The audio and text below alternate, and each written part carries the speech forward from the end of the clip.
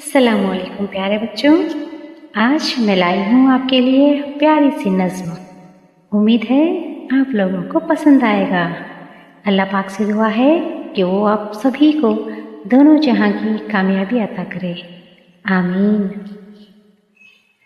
मेरी ज़मीं के तारों, अखलाक को सवारो, दुनिया में नेक आदत सबसे बड़ी है दौलत। बनते हैं काम इससे, होता है नाम इससे, बातें बड़ों की मानो, मर्जी खुदा की जानो।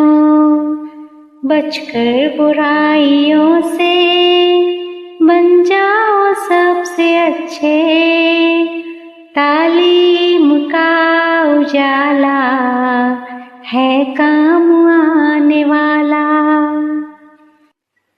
पढ़ने में जी लगाओ, आगे कदम बढ़ाओ, ढूंढो वो कामयाबी जिसमें न हो खराबी, ढूंढो वो कामयाबी जिसमें न हो खराबी।